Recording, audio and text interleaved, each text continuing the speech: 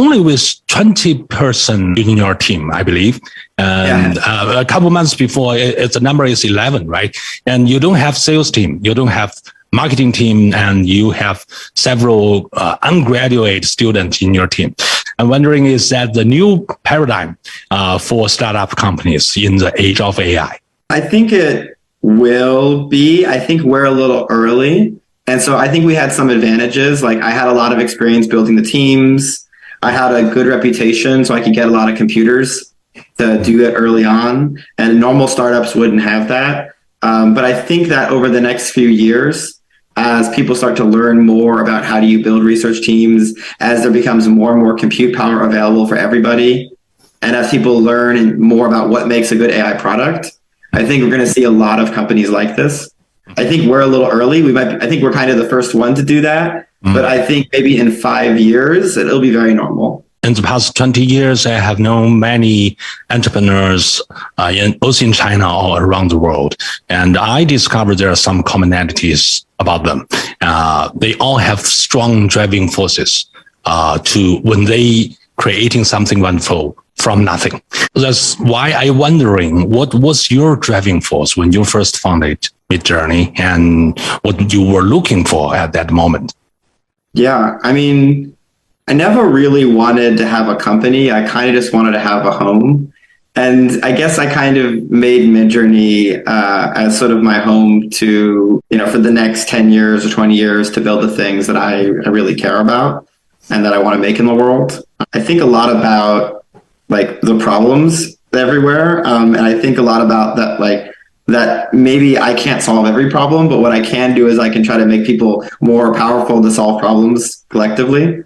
And so I try to think about like, how do we solve problems? How do we create things? And I usually think it comes down to three things. Like first, we have to reflect on who we are, what we want, what the problem is. And then we have to imagine, where we can go, what's possible.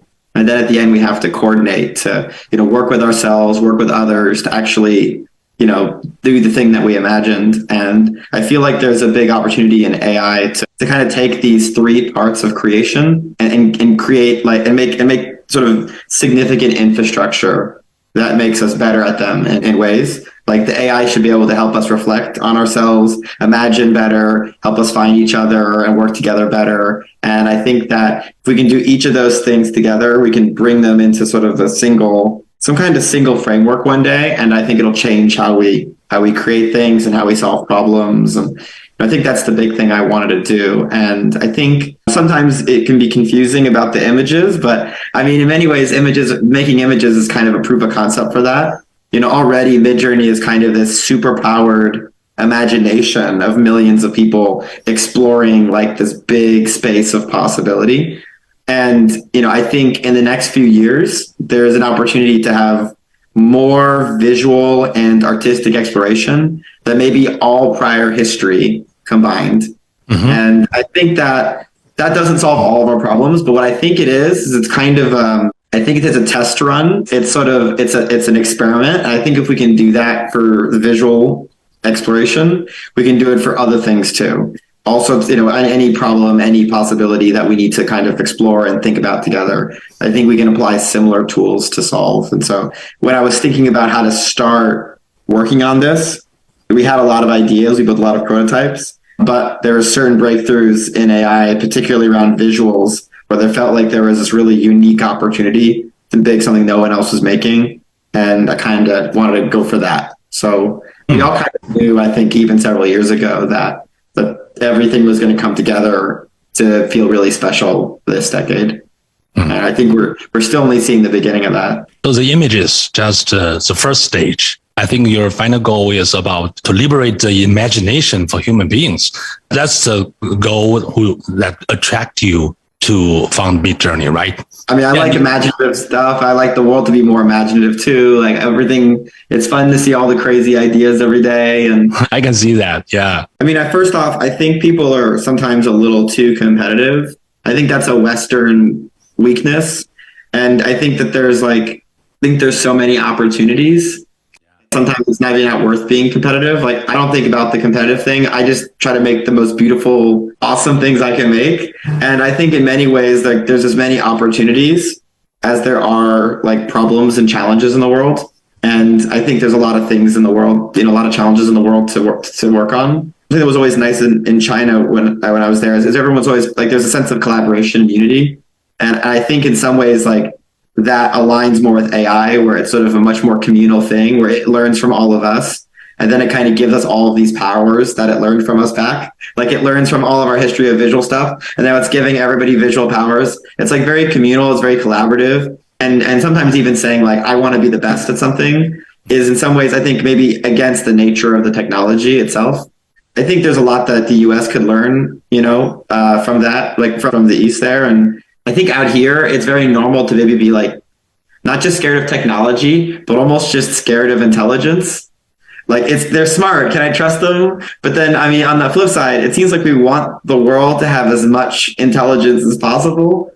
It seems like we don't want a world with less intelligence. We want a world with more intelligence, because it's like how we build and solve everything, in America, if you're like too smart, you're like a nerd, and then people bully you. Where it feels like in China, if you're smart, you're like cool, and everyone wants to be smart. Oh, yeah, it's for Americans, it's very unusual. They don't understand. It's sort of like this. I think in a lot of ways, like, I think one of the reasons why maybe AI started out here was because it looked like it wasn't going to work. And so there had to be somebody here who was like, I don't care what anybody thinks, it will work.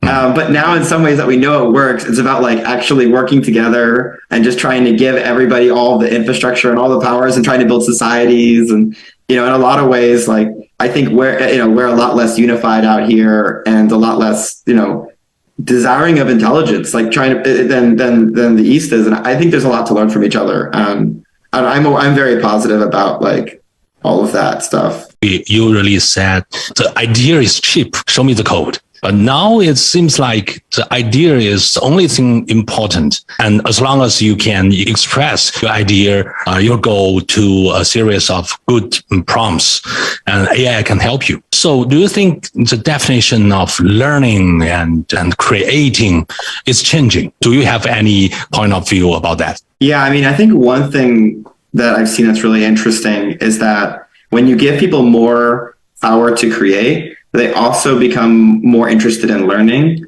Because, for example, there are certain art styles, like Art Deco was a famous thing in America. And I never really cared about what that type of art was until all of a sudden I could make things by just saying the name.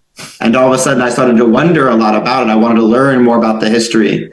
And so I think there's something really interesting, which is that when the history becomes something you can immediately draw upon and creating really easily, we become much more interested in history. And then I think if the user interface gets really good, where it feels like the AI is kind of an extension of my own mind, and if the AI is kind of like part of my body and my mind, and then the AI is also sort of very closely intertwined with history, it also kind of intertwines me with history in this way that's also really interesting. So I think that's been really cool. I see when we ask our users what they want most, one of the number one requests, usually number one, number two, is they want more learning material. Not just learning about how to use a tool, but learning about all of art and all of history and all of about camera lenses and lighting. And they want to understand the language and the concepts that they can use now in creation. Because before, I think the knowledge was just a history, but now the knowledge is actually a power to create things. It becomes very more immediately powerful. And so people want it. And that's really cool. Yeah.